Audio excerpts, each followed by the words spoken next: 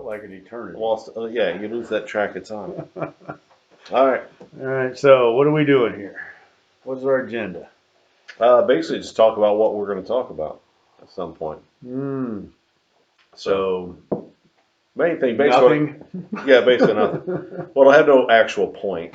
I guess more than anything, I think really what we're here to do today is just kind of discuss a passion of both Denver's and my um, Since just since life in general, just since forever that I can think back. And that's music, of course.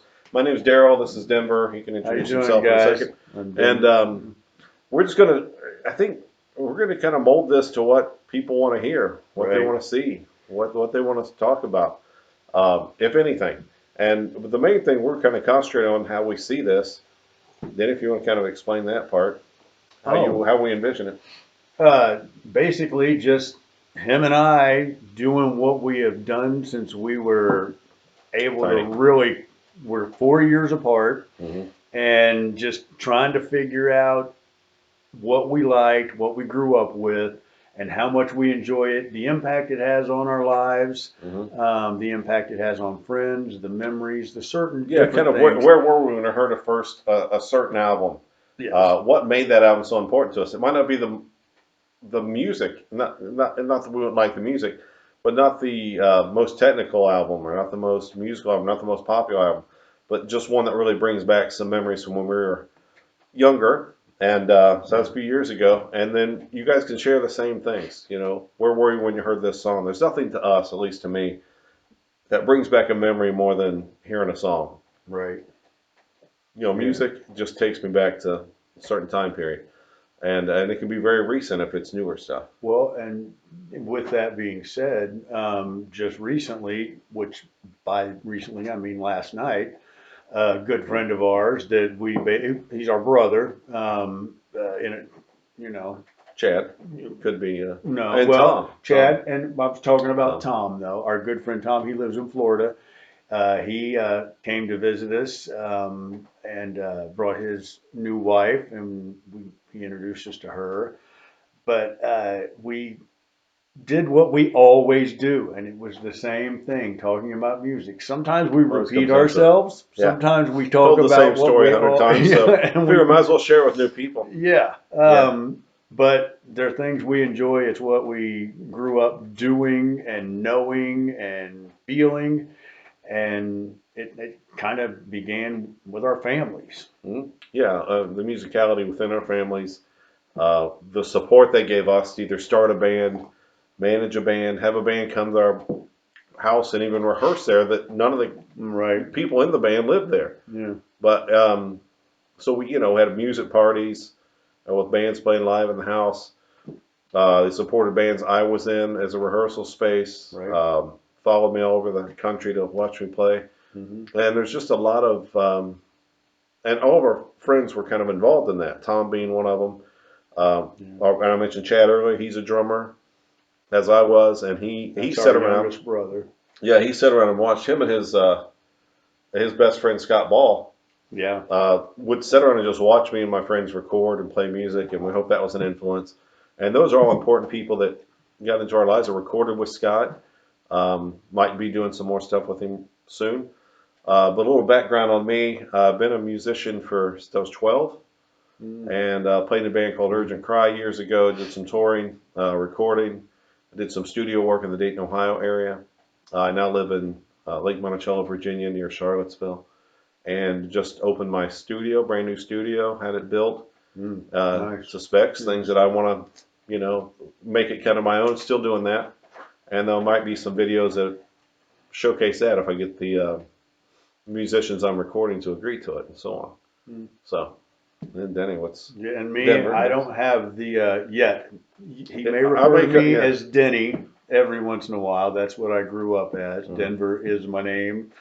Um, I was going to say don't wear it out, but like, Well, yeah, but do if you want. but yeah, however, yeah, Denny to a lot of my good friends, my old friends.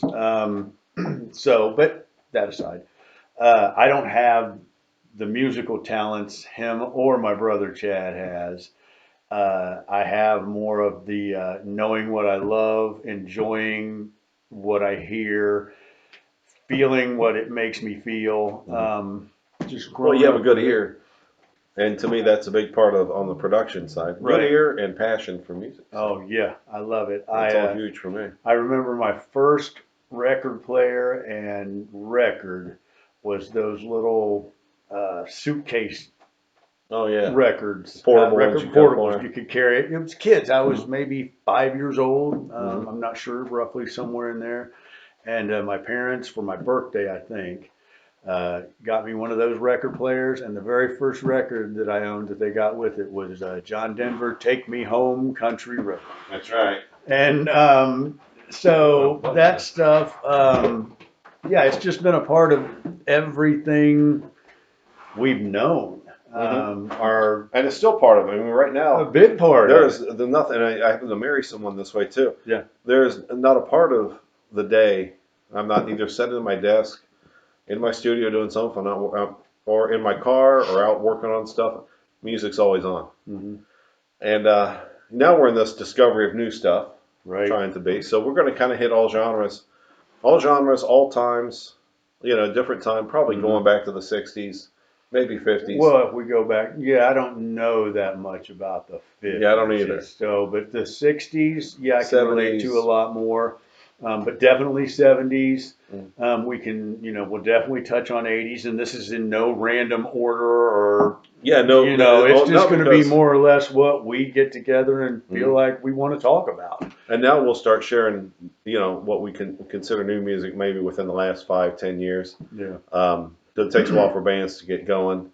Um, and he introduces me to stuff. I then Right. zip things to him and Chad and Tom Yeah. and all of them and say, hey, you got to check these guys out. Yep. And it might just be one person who's just a great guitarist, great drummer, great piano player, good Mhm. rendition of an old song. Yeah. Any number of things, just always sharing back and forth.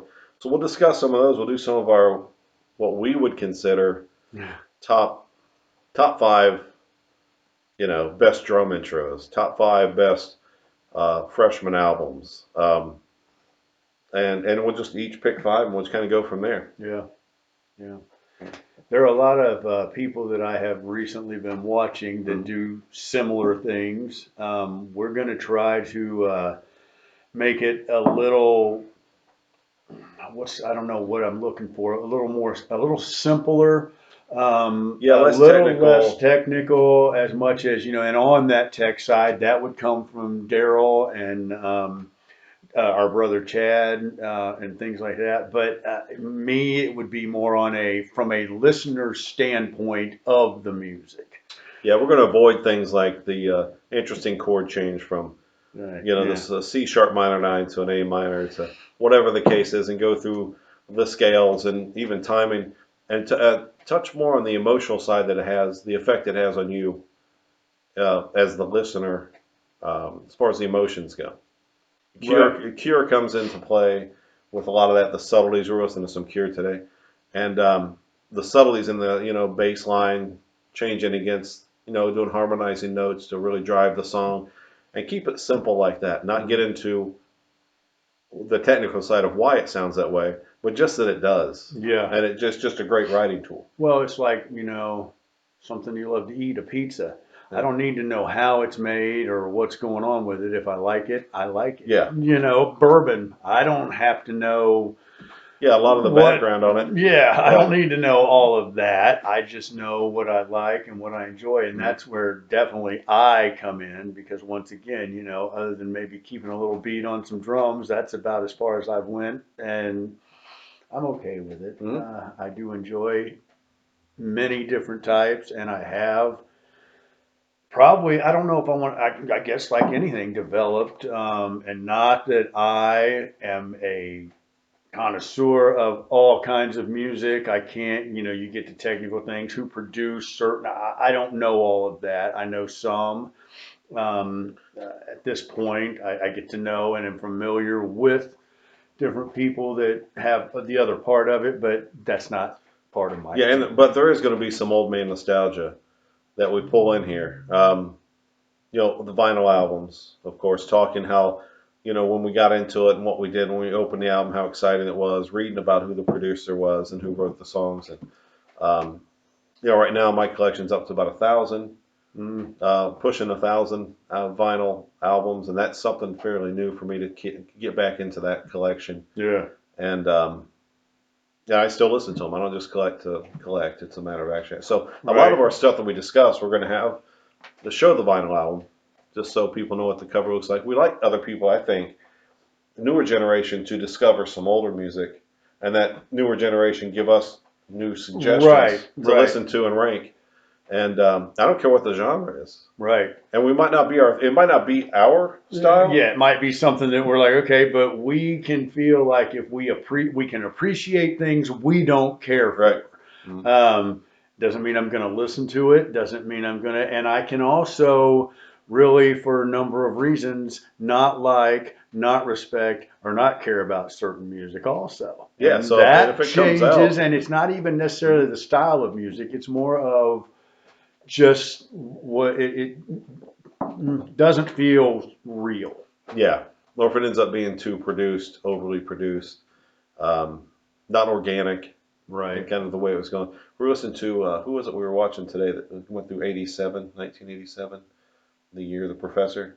Oh, Professor, yeah, what's this? another guy, Okay. the professor of rock. Yeah, just great history Yeah. and interviews on there. Yeah, And if you're not familiar with the professor of rock, he really delves into a lot of cool things. And does get all that technical, just a lot of good history. Yeah. On a certain time period. It could be But 80s, 60s, definite 50s. and background for sure on the song, and it's usually roughly around 20 minutes. Yeah. So he gets to play, plays a decent amount of them. And but there was some of the 80s stuff that are not necessarily my style, something I search out. Oh yeah, but we're talking George Michael is on there. Yeah. And I just respect George Michael's musicality, his vocals, his look, his videos. Yeah. I mean, he did so much for music. And there's a few songs if they come on I really want to listen to. But I don't search out George Michael to listen to. No. But I definitely respect what he's got, and I can critique his and if stuff. it comes on, if I'm at somewhere and it comes on, I'm not like, it's got to go. Yeah. So, yeah. So that's it. And a lot of it will be us kind of bantering back and forth. I've known him all my life as a brother. True. And so I'm a little bit younger than him. Yeah. And, and we've always had a lot of the same interests. Always. So if people hear us talking about them, they made it. Huge. They made it. They have made it. So they are really. Yeah. I think they're big now. Yeah. Wait till they see this. Yeah.